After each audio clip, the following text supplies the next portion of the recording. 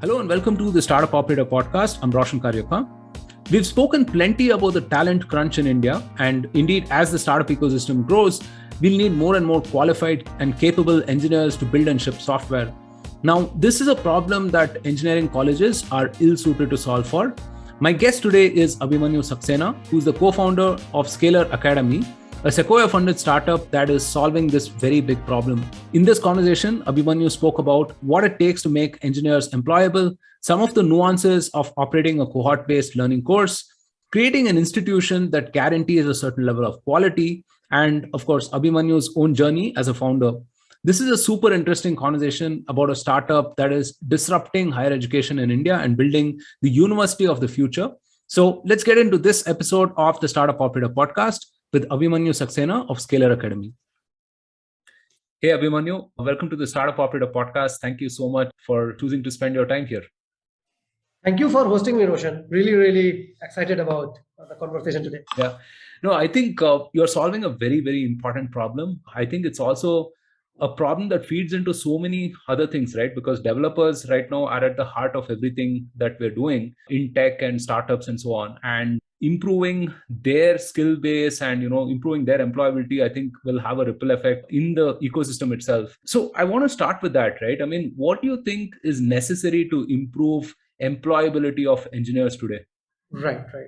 So, Roshan, it's always very helpful to draw parallels with some of the other industries domains where things have worked better. A very fundamental piece of any training or learning program is, and particularly if it is not an academic training program, but a training program targeted towards adding a skilled workforce to the industry, is that the trainers and the curriculum have to be driven by the industry, right? The trainers themselves, the people who are the coaches or the mentors or the instructors, have to be practitioners, right? If I draw a parallel, for example, with medical industry, so from very beginning, if we see that a surgeon, the person who is teaching surgery to the, say, the people doing their postgraduate in surgery would be a surgeon. Typically, in any of the medical colleges, a senior surgeon, a consultant would be doing a bunch of surgery in the morning and then probably taking some of the classes in the evening, right? And that's necessary. If I tell you that your surgeon is trained by someone who never did a surgery himself, probably you would not want to get your surgery done by that person, right? Yeah. Now, surprisingly, this thing is exceptionally broken when we talk about tech. Yeah. If we look at, let's say, our engineering colleges, and if we look at the trainers there, the professors there, how many of them would have written a production software system? How many of them would have built, let's say, an enterprise or a consumer application, right? Probably, I'm sure that the percentages would be in low single digits. And that is what the root cause is, that both the curriculum and the trainers are not driven by the industry. And only way to fix that is that, one, what is being taught have to have a direct correlation with what industry demands. Second, here it might be surprising that even today, most likely less than 10% of the college's curriculum would have, say, an iOS development, or let's say React.js, or even, for that matter of fact, like cloud computing, high skill design. These are the things which are actually needed in the industry, let's say user experience design, but none of it is actually taught in our colleges, right? And it's no brainer, then it's kind of futile to expect that people graduating with the degrees can have these skills. It's not their fault. They are never trained on these, right? And even if some of the institutes might include it in the curriculum, but even then, is the training really done by people who are building? Let's say, actually, when we talk about tech, the most interesting problems are faced by the industry first. If we talk about scalability, for example, before Facebook and Google, there was no application which had close to 1 billion users at the same time trying to access the platform at the same time. Now, how can a professor who have not seen such problems of scale himself or herself, how can they train the next generation on that? Only people who can really train on that are the people who have probably done it, solved these problems, first seen these problems and then solved these problems, right? So I very strongly believe that in general, like that have been the core motto of Scalar as well, that the training programs, the learning curriculum, if we are building a university of future, it have to be built by the practitioners, not the academicians, particularly if this university of future is catering to industry and not academicians. Right. So I think that's a great point that you bring up, right? Because I think the gap between academics and industry, the knowledge is so huge that practically, if you look at any company, right, and I think the IT services folks realized this way back when, that irrespective of who you hire and from where, I mean, you will have to put them through the grind and invest in training and so on. And that is something that startups are not able to budget, right? I mean, put them through a 3 month or 6 month, and there's no concept of a bench or something like that in startups as well, right? I mean, you hire a very lean team to enable you to do all of those things. I want to persist with college education in India itself, right? And while we don't want colleges to become training institutes or trade schools, what is it that they need to do to sort of evolve from where they are right now? We've seen, for example, 2020 was such a watershed year, I think, in education itself, right, where everything moved online. And I think when we do get back to life as usual, it'll be some kind of a hybrid structure, right? But from your perspective, having seen these things up close, what will it take for colleges to adapt and evolve? Right, right. Now, here my response to this, Roshan, might sound very, very radical, but what I very strongly believe is that colleges, the traditional colleges, universities, etc., are all set for disruption. They cannot evolve, they cannot change, they will rather be disrupted, right? I see this question very similar to, let's say, in 2008 when Uber, Ola, etc. didn't exist. If someone asks that, what would it take these taxi unions to evolve and get better, serve the passengers better, serve the drivers better? The answer is, as we know today, they will disappear, right? Rather, there will be new systems, right? There will be new paradigms. There will be new kind of virtual learning environment. There, of course, we have already started seeing the signs of that. But I very strongly believe that university system, the college system is almost, is a system as a product. If I see it as a product, it has barely evolved in last thousands of years. We might have had our first university in Nalanda, which no brainer for its time was a great innovation and it was, a great setup. But if we see how much a university of today, how different is it from how Nalanda was, which was maybe a few thousand years back? It's not really very different. It's the same classroom, it's the same setup, right?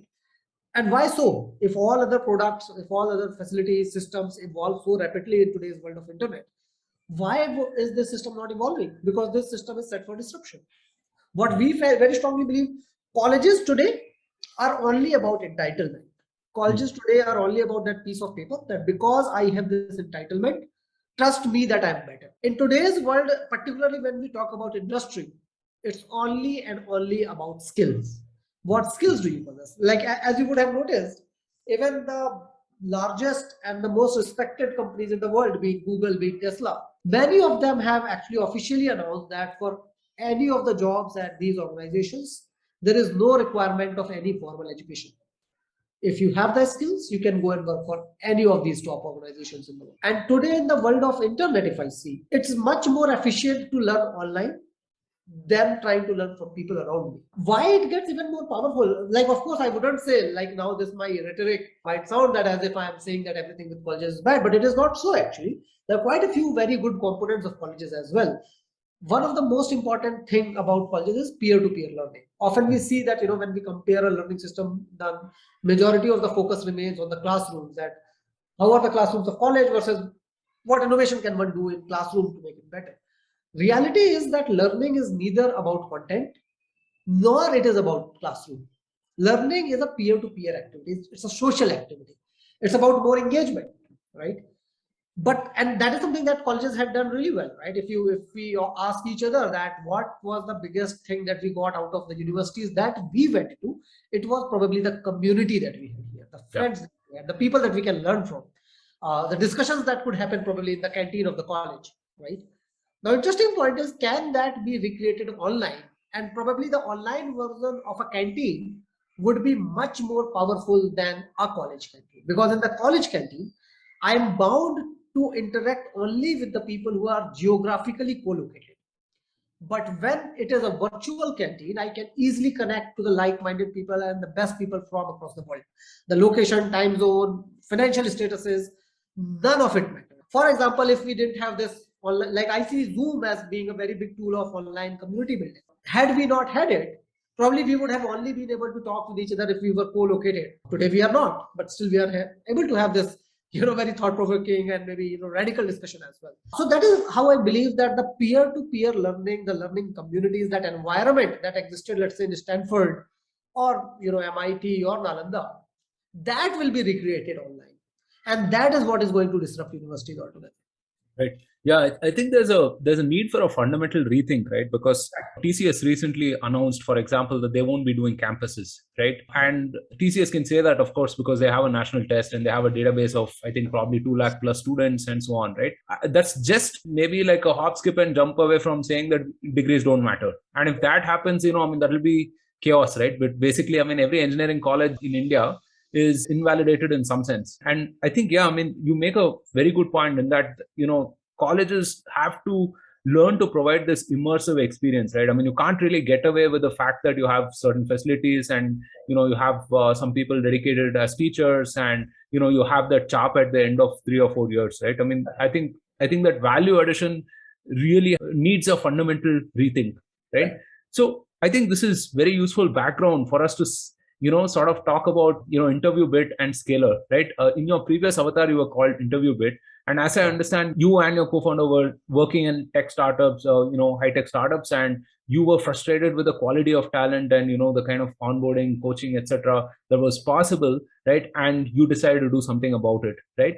So why don't you walk us through that journey? How do you go from that frustration to building an idea to a product to a company? Absolutely.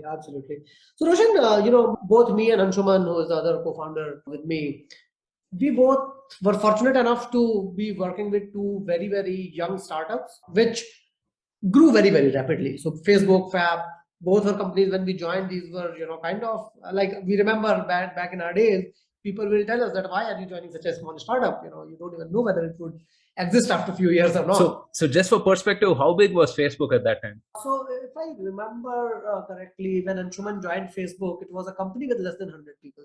Wow. Including all the teams, not just the engineering team, of Wow. course, much smaller, but it was a company with less than 100 folks. They used to work out of this small office in Palo Alto. Later on, they moved to a much bigger office where they are now. There was, I recall this interesting incident that Anshuman shared sometime when they had launched Facebook Feed, which was a new feature. There was a big crowd. Actually, a lot of people very pissed about it. Like, you are making all my posts public, and there was a big crowd in front of the Facebook office protesting against it. And literally these guys had to sneak out of the office from the back door. Wow.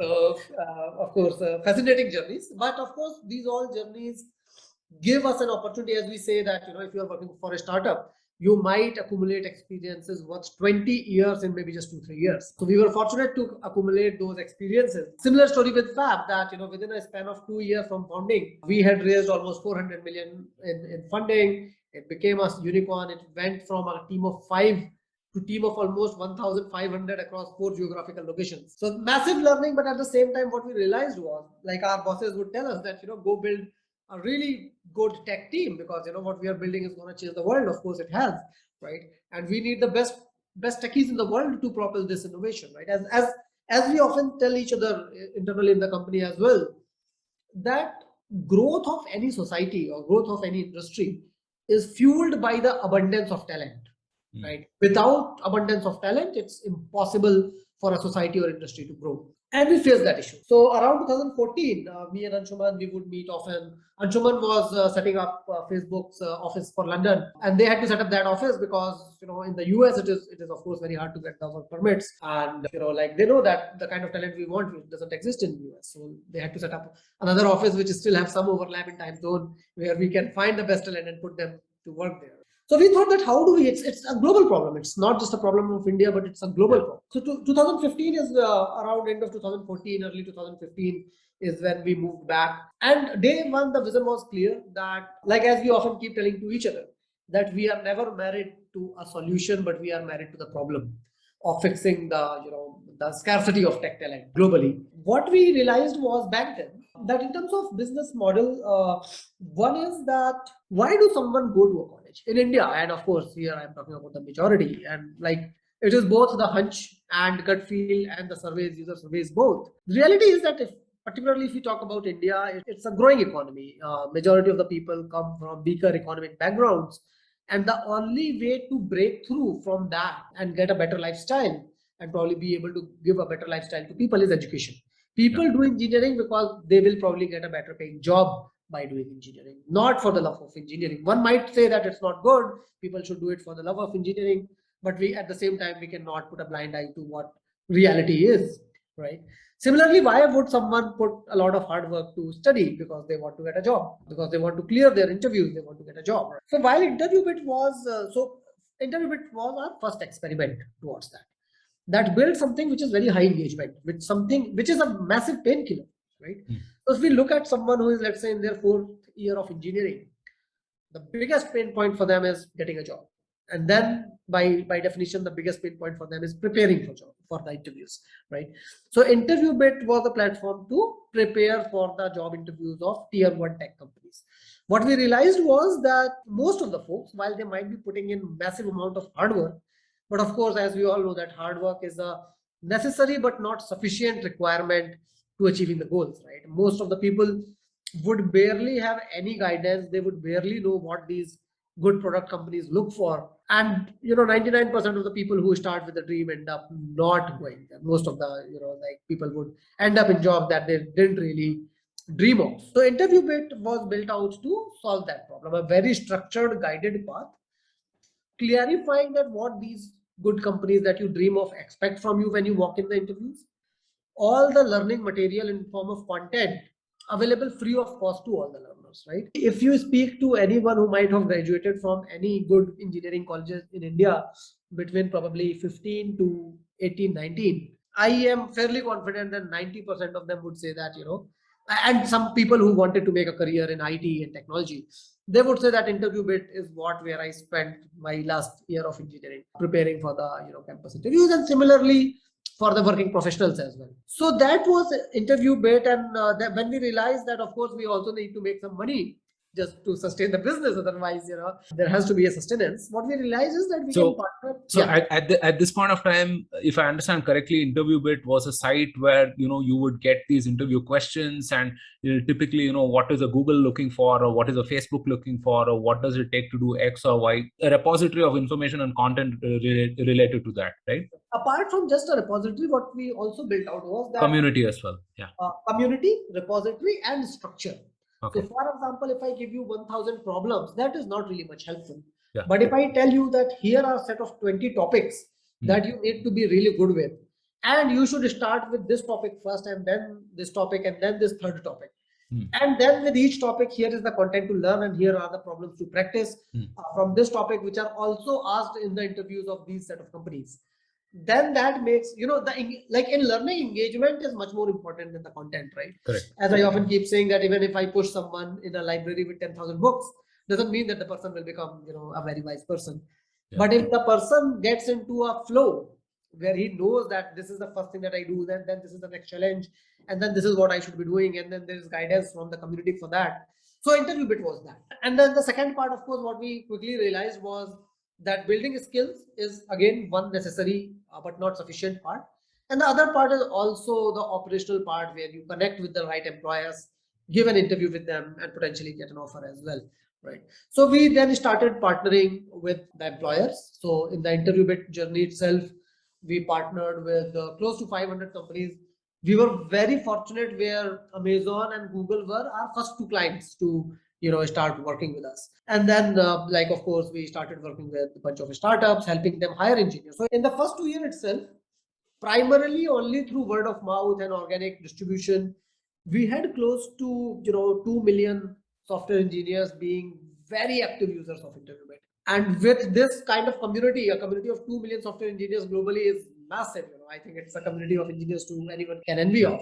So we started helping companies hire engineers. In that period, I remember, again, we were able to help Amazon, Flipkart kind of companies hire a lot of really good engineers, and in fairly big volumes. Typically, every year we would be putting in few thousand engineers in the jobs with these companies. So that was Interview Bit part of the journey, which was from 15 to almost 19. Interview Bit, of course, continues and thriving into growing at the same pace that it was. But this is what Interview Bit was and even is as of today.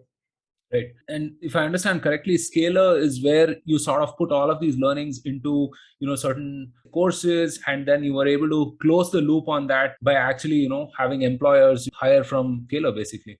Right. So there was some very interesting observations that we made.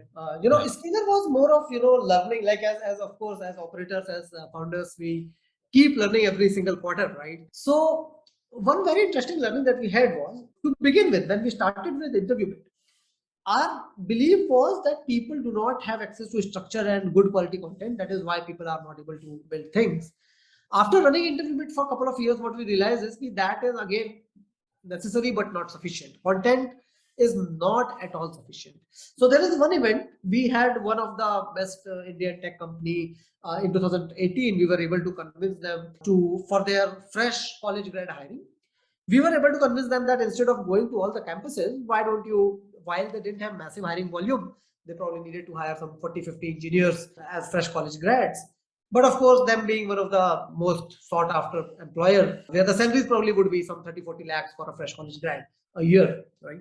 So we convinced them that, let's do a pan India on InterviewBit. We already have a massive community.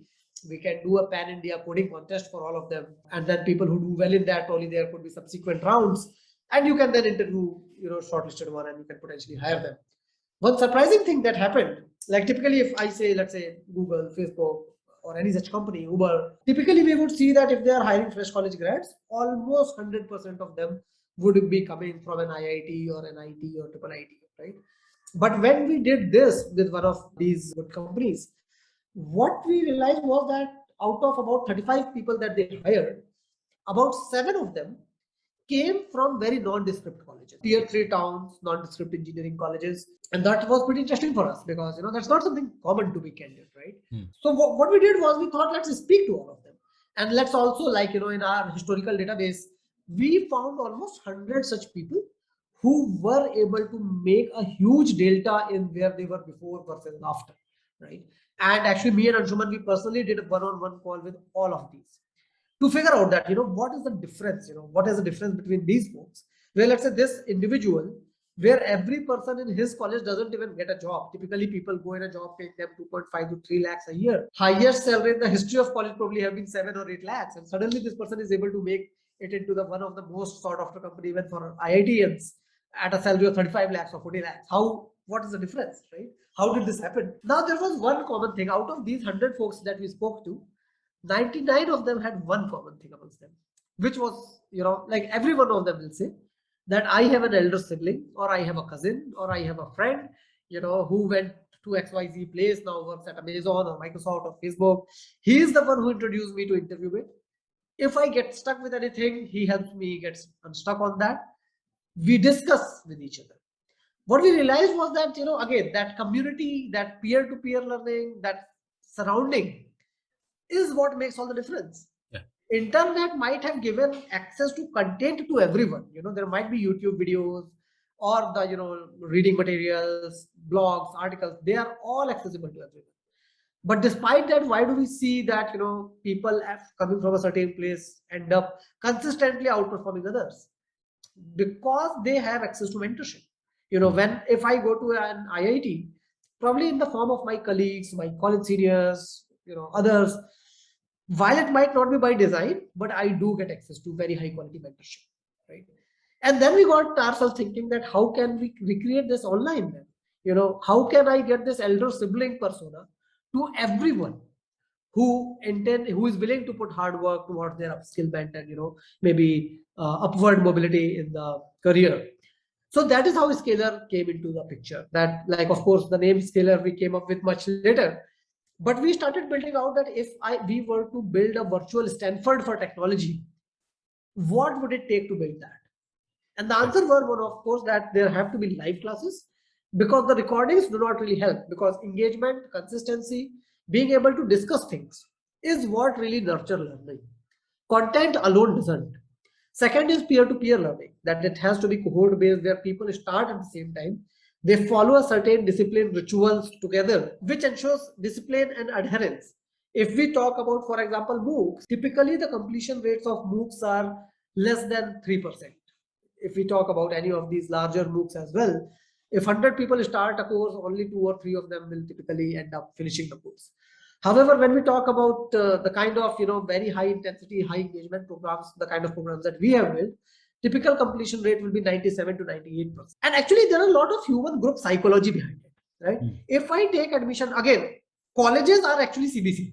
If I look at a BTech degree, it's actually a cohort-based course, because 100 200 people of my batch will join the college at the same time. We will be graduating at the same time.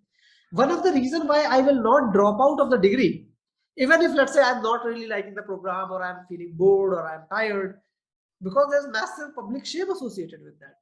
How do and I will lose all my friends. If I leave the college, I will lose all my friends of college, right? And what would my family say? And what would my friends say? That this guy is not turning up for the class. He's not really a good guy. All of these are actually very powerful emotions, which ensure very high adherence. So at Scalar, we built that community is one of the most strong part. The peer-to-peer learning, there are various productized features, interactions, tools that we have built out, which increase the P2P learning. Hands-on assignments, again, just learning for the sake of learning has no value if we are an industry-focused program. So every single thing you learn, every single concept you learn, immediately after that, you have to write code to implement that, to build something on top of that, right? Which ensures that if you have not understood something, you would know it in the same day. And then you have a community to kind of make sure that you can go back and learn it in the right way. So I think these are some of the ingredients: mentorship, community, peer-to-peer learning, live classes. When put together, it creates massive value. As I said, that 98% completion rates is the typical completion rate of an enrolled degree in college, right? And achieving that in a virtual world is totally possible. We have kind of proven that with almost 5,000 people that we have graduated. Right. Yeah, I think you've been able to model this sort of in a hybrid fashion, right? I mean, taking the best of what the online world can offer, and then what conventional schools and colleges can offer, right? Because I do believe that knowledge is commoditized, right? Today, I mean, you can learn anything about anything, but then it's really the will and the intention, and also a lot of it being able to unstuck yourself, right? Unblock yourself, and that is like learning by osmosis from your peers and your mentors and so on. How do you close the loop between learning and employment? Because computer science especially can get extremely skill focused, right? I mean, do you know Java, or do you know something else, or stuff like that, versus learning, right, which is like a lot more fundamental, a lot more philosophical, right? Because the problem solving approach may not be Java based or whatever else based. I mean, you might learn a bit of it there, but it's a lot more fundamental than that. So I'm trying to understand, how do you balance both these aspects, the employability aspect and also the fact that, someone has to learn the basics? Right. So on the question about, closing the loop with employability, I would actually further extend it a little bit, right?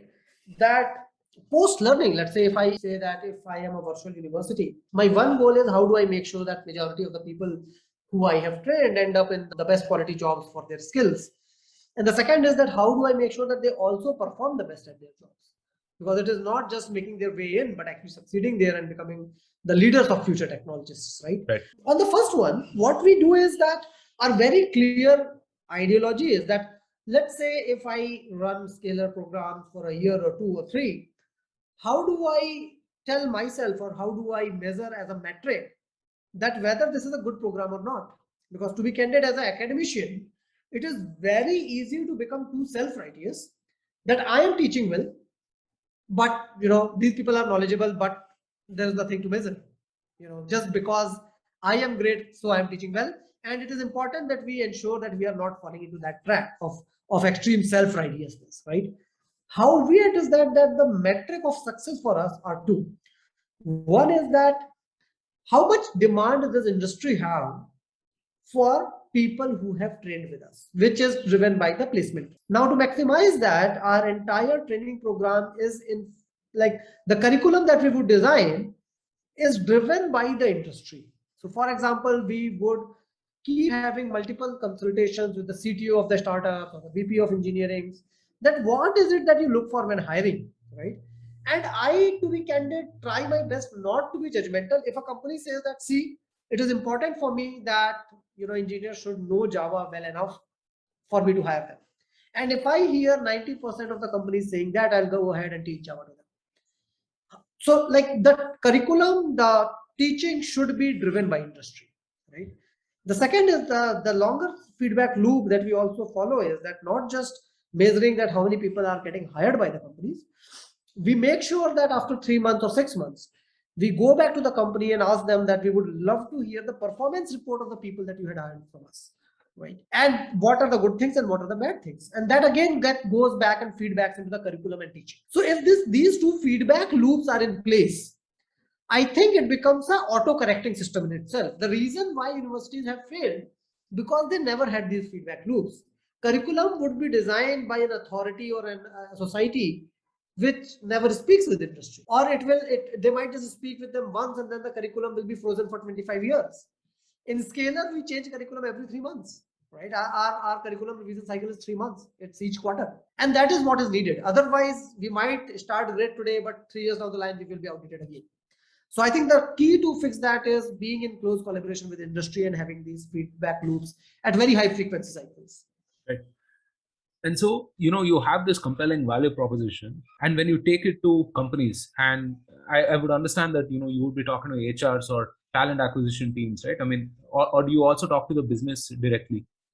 No, so for us, I think the right person, our customer is essentially might not be the TA or HR. Our customers are the CTOs or Right. the engineering or the engineering managers. Right. Because they are the ones who are really affected by the quality of talent or the availability of the talent.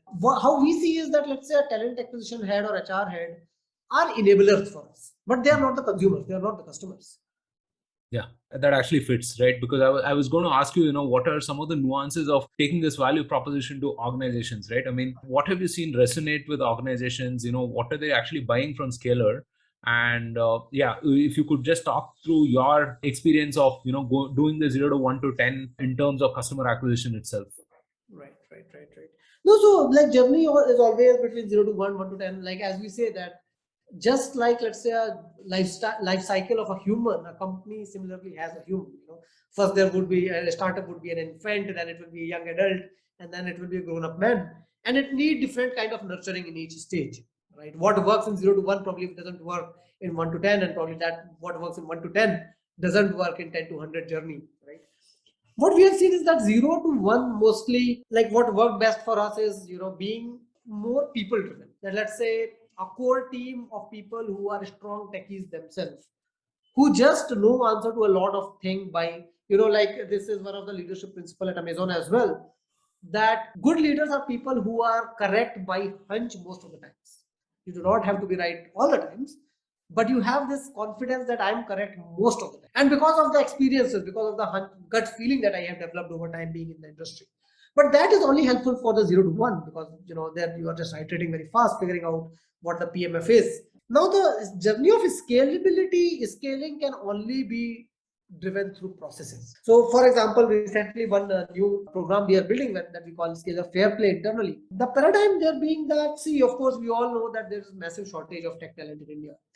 The only way to fix this is expanding the pool of talent, right? Because right now the issue is that we have very small pool of techies, and every company is fighting to get them, and like that's of course bad for everyone. Thus we are saying that the school have to expand. What that means is that naturally people who were not part of this group, they have to join this group, right?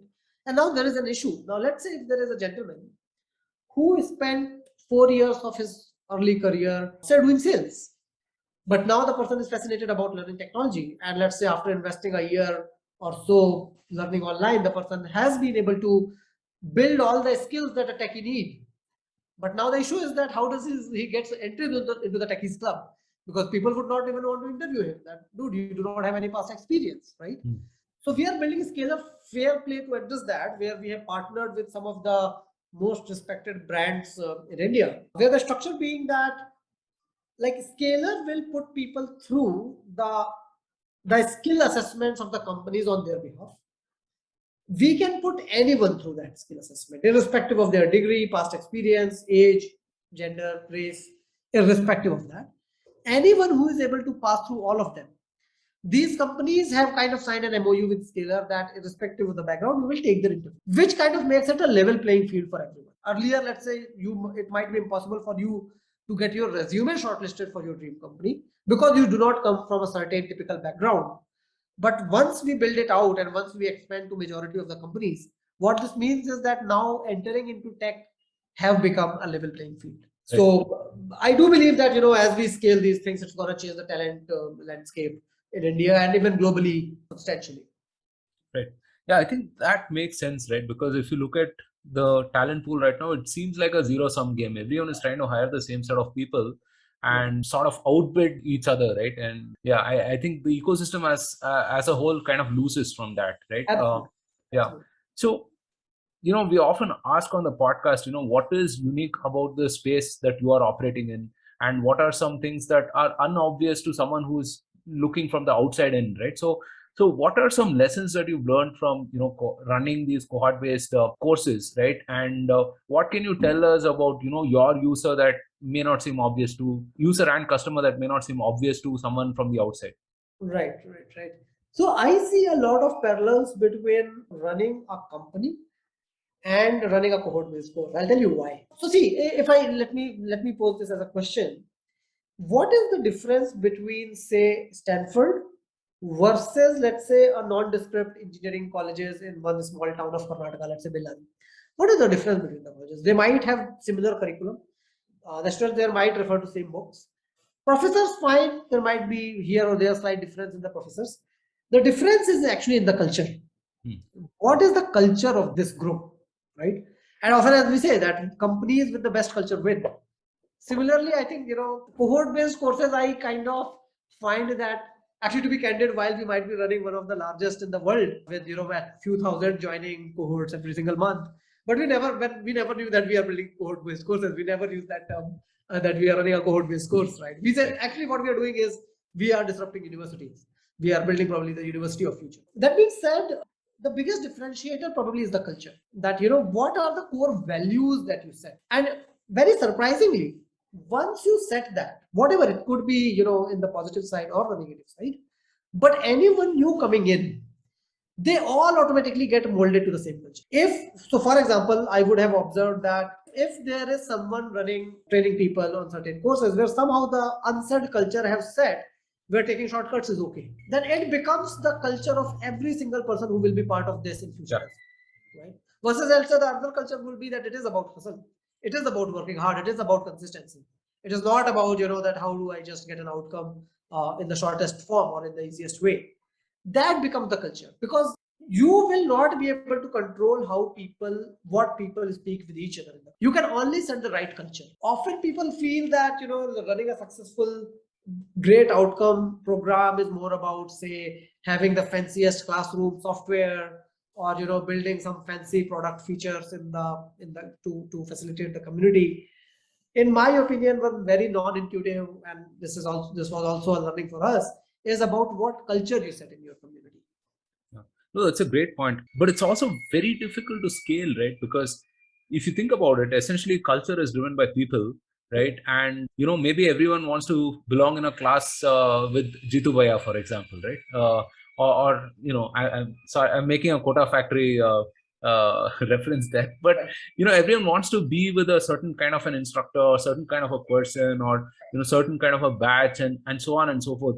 So in this sort of an environment, right, how do you scale this to an institution? How do you scale Scalar to be an institution where that a person who's coming out of Scalar is akin to someone coming out of Stanford or Harvard or somewhere else, right? I mean, or even an IIT, right, where a certain minimum standard is guaranteed, right? And actually, that's the question. How do you do that? Right. No, I think that is where we see the difference between an institution or, let's say, So, for example, if I take two examples, we had Bansal coaching in Kota, right? Everyone went there because Bansal sir will be the one teacher. Versus when people take admission into IIT Bombay, I'm sure no one would know name of any professor in it, right? But yeah, I know that at IIT Bombay, most of the professors would be good, of course. Some might be at 100, some might be at 95, some might be at 105. But I know that there would be a certain level, and more than, like, as I emphasize, that more than who is teaching you, it's more about being part of that campus, being part of that community, right? Many might be surprised that, but recently, not like multiple times I have seen this. Often I would ask someone that, why did you join Scalar? And people would say, I joined for the community. And when it is about the community, when it is about being part of IIT Bombay, Then it's not about that which professor is going to teach my classes, right? And of course, a lot of professors are going to teach you. There would be a lot of different topics. A lot of different people might be expert at those topics. It is kind of job of scaler to ensure that there is very high quality check on the fact that anyone teaching meets a certain bar, right? Similarly, as I would say that no one joins Scalar because there is X teacher who is going to teach. They join Scalar because Scalar have been able to produce results for many of their friends in the past. And I think that is a design choice. That's not something that has just happened, but that's a design choice, which is necessary to build it into an institution, not just a small, kind of training center. Right. So you also moved beyond income sharing agreements, right? And you had a certain reasoning to it. I mean, could you elaborate on that? Absolutely. So, as I mentioned, that as operators, as founders, we always keep learning every single month, every single quarter. ISA also had great learnings, gave us very interesting insights and learnings, right? So to start with, I believe that ISA in some ways is a very powerful financial instrument, right? ISA has nothing to do with education, actually, right? ISA is just a financial instrument to enable access to education, right? Now, of course, the good parts are obvious that it makes it accessible to everyone, whichever, like whether you have money, don't have money, it doesn't matter, you can just take it. But talking about the downsides that we realized after running it for quite some time, we had close to 1,500 or 2,000 people, almost 2,000 people who signed ISA with us, right? And of course, learning wise, teaching outcome, to be candid, we produce exceptional results there. The first cohort for the ISA that we started in April 2019, it was a cohort with close to 190 folks. Almost every single one of them today work in a top product company. The average salary of the cohort at the time of graduation was 21 lakhs, and this was a cohort of fresh college grads. 5 of them joined Google. I think 25 of them joined Amazon, all as software developers. I think this will compete with the best universities of India. Might even be better, actually, if not comparable. What we, however, learned as we scaled further, that by design, ISA is too focused on the job. There would be a small subset of people who will join not to learn, but only to get a job. And it might sound surprising to many. There would be folks, like literally our team will have to run behind people that, yeah, please attend the class, please do the session with your mentor. And their answer would be that, see, I am not really interested in any of that. Get me the job and I'll pay you. That's what I mean. Because that's what our contract is, that you will get me a job and I'll pay you. Which actually is against our first principle thinking of building online STEM. We are not building a recruitment agency. We are learning a place for the highest quality learning. That being one, the other one was also that without skin in the game, it was actually completion rates in ISA surprisingly. Actually, when we were running ISA, we always had two choices. That either you can pay XP upfront and join the program just like any other program, or you can sign an ISA where you would end up paying maybe 2 to 3x of the original fees if you had paid prepaid, right? Very surprisingly, what we noticed was that the natural adherence of the people who had paid upfront was much more than the people who signed up for ISA. Yeah. Actually, placement outcomes, and which is obvious that if someone have more adherence to learning, it's very natural that their job outcomes will be better. So job outcomes were also substantially better for them, right? Now, the third and last interesting learning that we had was that we try to capture NPS religiously, the Net Promoter Score, that how happy our customers are. Now, in ISA, one interesting part is that while the program is going on, your NPS will be very high. Like our NPS were as high as 85 to 90, which is kind of unheard in any industry. But once your entire course is over, once people have gotten the job and then they have to pay, when it gets into the collection part, suddenly the NPS will drop. Now, if you see very interestingly that if I buy a car, I pay for it upfront and then I drive it. And then, I will be as happy as it performs. But here in this case, the entire service has been delivered even before you paid. And when you have to pay later, it is very natural. If I try to think from a human psychology angle, it's very natural to then have questions, should I really be paying for it? And maybe it is not worth it. So our NPS will go high, and then at the time of collection, it will suddenly go down. So again, there's no point building a product which, and at that point in time, you can't really do anything about the NPS because the service is already delivered. So you have no further engagement other than collecting the money. So these were the levers that, and of course, overall Indian financial systems are also not mature enough for ISAs yet. right? We have no, formal financial instruments, government dictated instruments in place to drive that. What we realized was that given the kind of outcomes we were able to produce, more than 50-60% of the people who we were intaking were anyway signing up for prepaid mode. So that is when we said that when we clearly see that it's much better product, the outcomes are much better when people pay upfront, the adherence is much better. Why not just even maybe turn it into 100% prepaid? Right.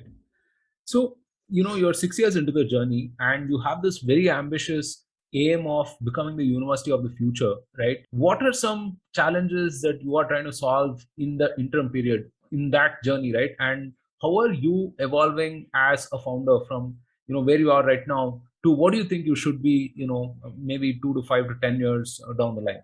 Right. No, so I think as a company evolves, I very strongly feel that if the founders do not evolve, there's no chance that a company would be able to grow and evolve, right? As a person, you have to change a lot, you have to grow a lot in order to just keep pace with the company, right? And actually, as a founder, it's my responsibility to keep up with the pace at which the company has to grow. So what I see there is that like one is the execution part, and second is the kind of interesting, like given it's a very critical piece for the society as well. Education, of course, is education, health, etc. are the very infrastructural pieces of the society, right? And any changes here are massive behavioral changes, massive changes in the belief system. Right? If I go and tell, let's say when I was just graduating from school and had to join the college, if I had told my father that I don't want to join college, I don't want to get a degree, I would just learn online in some other ways, in some alternative, maybe objectively better ways, I'm sure my father would have bombed that, have you gone mad? So this behavioral or belief system change is something that we will have to drive, which is of course a massive effort in itself. But important point is that most of the businesses which create a dent in the universe or create massive shifts in how world behave, they always make that basic behavioral change, right? Now to execute for that, as a founder, of course, one is the most important part is get the and like advice to any founders listening to the postcard as well. The sooner you build acceptance that I am not the best for everything, but I need to build a team doing things that they would be able to do better than me. And then, nurture them as founders, nurture them just like yourself, give them freedom, give them resources, and give them goals, make them very, very audacious and very ambitious. That is the only way to be able to scale globally, make a massive difference in the world around us. At the same time, however, it's important that that it remains always day zero at your company. You never become a large company with too many processes, too many layers, but you continue innovating and moving as fast as you moved when the day you started the company. Right. Now this is duality, right? These are kind of two opposing thoughts. Yeah. But being able to find a balance between these two opposing things is, I think, what makes a very powerful organization. Right. I think processes and culture should amplify the kernel of whatever is good at your company, right? Whatever made it special in the first place, right? And in this process of scaling, I think oftentimes we lose sight of that, I feel, right? And it's always better to solve things with culture than with process, I would say, right? Yeah. Absolutely. There is this book that I recommended to almost all the founders, which is The Hard Thing About the Hard Things. Yeah. And there's a section in that which calls about that, just creating a good place to work is an end in itself, because if you are able to create a good place to work, that place will build something big. Yeah. Obviously, it is very often, this might sound very counterintuitive or even radical to many founders, that your business metric, which might be say revenue, user growth, etc., they are definitely extremely important, but they are also not sufficient. I have seen founders falling into this mistake, particularly in the growth mode, that your user growth, your revenue growth is happening, but your culture metrics are dipping or you are not even monitoring them. Now these growth numbers might also be because of external factor, or some external factor beyond your control might also impact them. But if you have built a good place to work, if you have built very solid culture, that will give a lot of resilience to your company. It will be able to survive through all of that. Yeah. But without that, no matter how high some of the numbers might be, it is always possible to suddenly hit a break, an obstacle, and break things there. Yeah. No, I think that's a great point again, because I think people are the difference, right? I mean, at some point, I mean, your product and your process and everything can get sort of commoditized because, again, knowledge is omnipresent these days, right? And so, really, I mean, focusing on people, making it a place where, the best and the brightest people want to work for you and they're happy to work with you is really the key to all of this. So, before we let you go, Abhimanyu, what are some books or podcasts that you would recommend? And you've already mentioned Hard Thing About Hard Things, which is a recurring theme on the podcast. Anything else? Yeah, there is another book that I recently read, which is Thinking Fast and Slow. Yeah. Of course, a very, very good book to kind of, I think again, equally important for even like everyone, like how we process things and, knowing our own brains better in order to be able to perform better. Another one that book that I felt had good impact on my own efficiencies was Atomic Habits. Again, a very popular book, of course, many might have read it already. But yeah, trying to implement it, not just reading it, but trying to implement it, I think is pretty impactful. Yeah, actually, I am an avid reader, so typically I have multiple bookshelves filled with books. But yeah, these are some of the books that I would say are on the top of my head Right. that have impact on me. Right. Fantastic. So this was a fascinating conversation, Abhimanyu. I mean, so I spent 4 years of my life in this broad domain of assessment, recruitment, and so on. And it's fascinating how things have evolved, since that time. And it was wonderful to learn all the nuances from you today. And look forward to speaking with you again. And all the best for everything that you have coming up. Awesome. Thank you so much, Roshan. And before we end the amazing chit chat today, I would like to call out that, we are building what would disrupt the universities of future. We are looking to add the Avengers to the team in product management, in business leadership, data science. If you love teaching and if you are in any of the domains of tech, you should speak with us. And I can tell you that two things, as I mentioned, I can guarantee is amazing people to work with and a great place to work and a mission that you would feel good every day at the end of the day. That today I made some difference now. So plenty of open seats to be many driver seats for people who are passionate about fixing education and making sure that like the next generation get a better education system than what we got. Right. You should definitely speak to us. Right. That's a fantastic note to end the podcast. And of course, we'll link to Scalar's website and all the open positions that they have. They're hiring for. So thank you again, Abhimanyu, and see you soon. Awesome. Thank you, Roshan. Thank you so much for listening. If you liked this episode, then don't forget to subscribe to us on your favorite platform and share this episode with all of your fellow startup operators. Also, follow the Startup Operator on LinkedIn and Twitter for more updates. Stay safe, take care, and see you soon on a brand new episode of the Startup Operator.